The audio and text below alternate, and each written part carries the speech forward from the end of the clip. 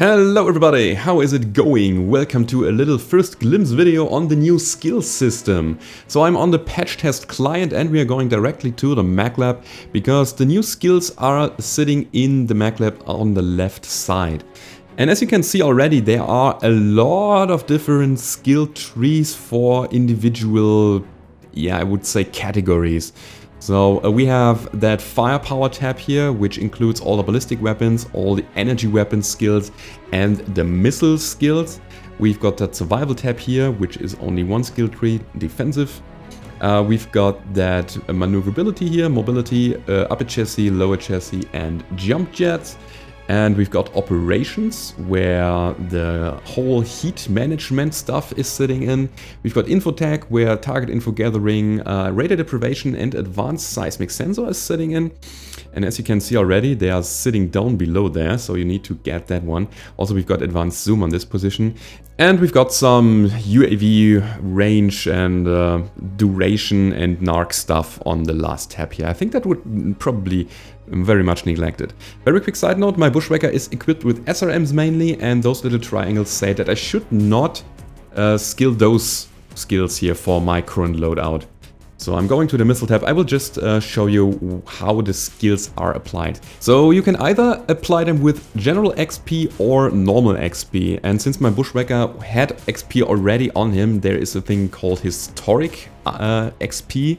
And I can just convert them to normal XP on that chassis as if I have just grinded those on that chassis here. So now I have 28,812 normal XP. That is just enough to buy 19 skill points or 1.5 million general XP. That is 91 skill points, which is, by the way, the maximum. So I want to outfit my Bushwhacker here as a close-range missile brawler, and therefore I'm choosing just a lot of those SRM, velocity and cooldown quirks. I'm skipping the range quirks because I think they are not needed, not necessarily, and you can totally do that. So you can mix your skill points up, and you don't need to go for all of them to get down to the maximum. What's very interesting is that you got also spread reduction skills here. That is extremely interesting. And what's even more interesting is that defensive skill here. So I don't have an AMS, so I'm skipping the AMS overload, but I want to get down to the armor quirks, the armor hardening quirks and the structure quirks. These are extremely interesting. I will tell you later about that. So yeah, we are not going for the fall damage there, and I could just skip those three nodes, because again, I think they are not that important. Upper chassis is also very interesting. There you got a lot of torso, pitch and turn and movement mobility for your upper chassis, as that one is already saying. And I'm taking some of those as well, just to make my Bushwhacker more mobile. It can twist better that way, and yeah, I can get out of good situations by just twisting my torso. I don't need the arms that much, but there may be mechs that are very reliant on their arm movement. I don't see them very much used, but again, I can just skip some so that I can get to my much desired torso speed skills down below. The next one will be lower chassis, and there all that mobility stuff comes in. So we've got kinetic burst, the turn rate, all that stuff that is known from before. And I'm going for maximum here because I want the speed tweak. And speed tweak, as you can see, those are the lower ones. It's very clever from PGI that they put them down here. That is, yeah, very good. But it's okay. So I invested a lot for my mobility, and I already spent 65 skill points here. I don't have jump jets, therefore I can't skill at all in that tree here. Not possible. However, I could go with this one here, which is all the heat management. I don't like the quick ignition, but what's interesting is the improved gyros. So the shake will be reduced by 50% when I'm taking that. So I'm just skipping that one to get down below here. Get, of course, the heat management quirks to keep the missile damage going. And there's a very interesting skill down below. That one gives you more ammunition per ton, depending on which weapon you choose. But it only applies to ballistic weapons, which is kind of a shame, I would say. However, I can see that working in a lot of ballistic loadouts, so this one is again very interesting. So I have 6 points left and I will invest that one here in the sensors tree, just to get a bit of target info gathering, sensor range and all that stuff. I don't want advanced zoom, but I want that little bit of radar deprivation. So I'm having a 20% bonus on my radar deprivation now. It's not full, which is again kind of a shame, but it's still a bit. And I think it's just fine. By the way, what you can do when you misskilled your build here, you can just click on that revert icon and then you are resetting everything from that point on. So just click very much early in the branch and you are just resetting the whole tree, or you can just click one of the nodes and then that one will be reverted as well. But again, I'm at the moment very happy here. Again, the problem is that the tasty stuff is down below every time, the advanced seismic sensor, the radar deprivation. But yeah, I will have to invest now about 9 million C-bills for that and a lot of XP. That is very much. It is extreme, I have to say. But at the same time, you don't have to buy modules anymore, so I think it's okay. So when we take a look at the missiles now, we see that our skills are applied. We've got the range, the spread, the velocity skill and the cooldown skill. But what happens when we decide to change the skill tree? Now let's go over to the skills again. You have to pay for it with a bit of stuff, either with MC or with C-bills. And that is really interesting. It costs 25,000 MC to remove one node, as you can see in the lower right corner. And when I'm doing that, then it will be added to that card here. So you can see here that I'm getting some XP back, and when I remove that one with MC, you will see it comes with a cost of 10 MC. And I could also reset the whole tree. And that one costs 2,910,000 MC. But the thing that I'm very happy about is that the refund for the XP will be the same. So no matter with which currency you respec, you will get the complete XP back so that you can skill your tree again. And that is very important. I'm very happy about that fact. That was really, really good. So thumbs up for PGI for that one. Anyway, so we are going over to the loadout again because I want to show you this here.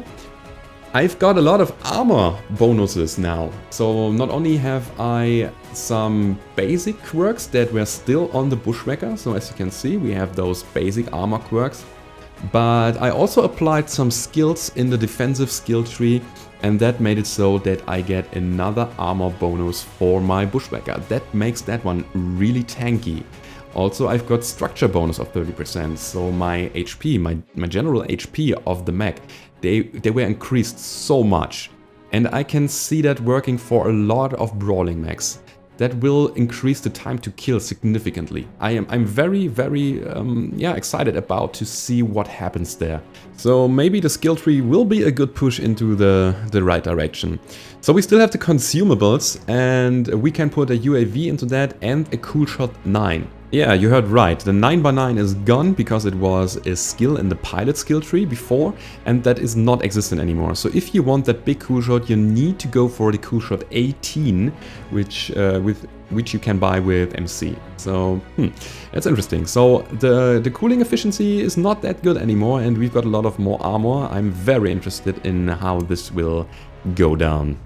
Another thing I want to show you is a mech that had amazing quirks before and is now probably worse with the new skill system. I don't know, I can't tell yet, but the Spider 5K had a 50% cooldown on energy weapons, and now it does not have that anymore. So I outfitted that one here, and I just wanted to make a comparison between the old Spider 5K and the new Spider 5K.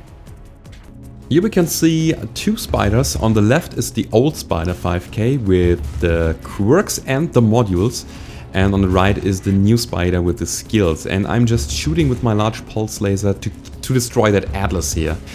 What's significant is that the left spider, the old one, is racking up a lot of heat, while the right has a 5% heat generation quirk.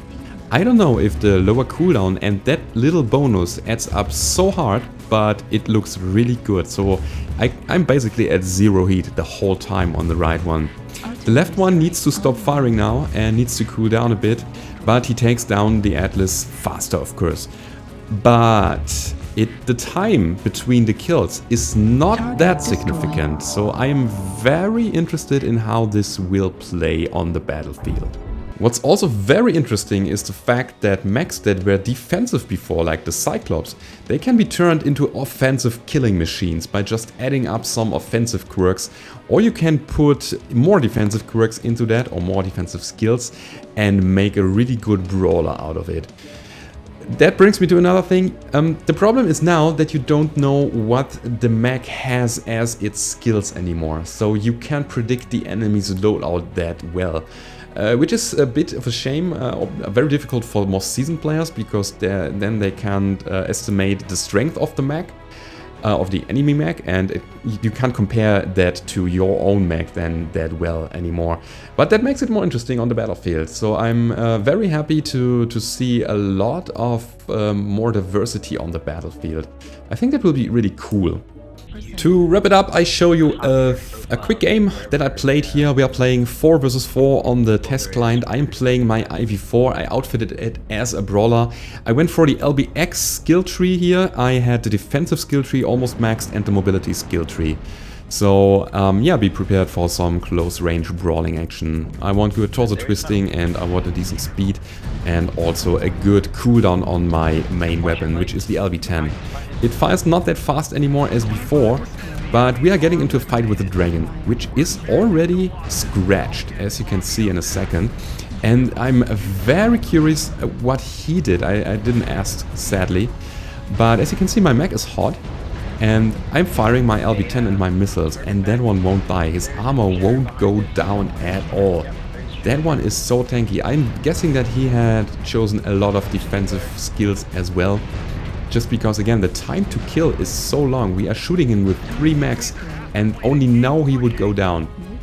That is significant. That is really, really big. And again, I am very happy about that. If the time to kill would go up a bit, so that we had longer matches, we could maybe, or probably, play the objective more, and had a bigger experience in terms of heat management.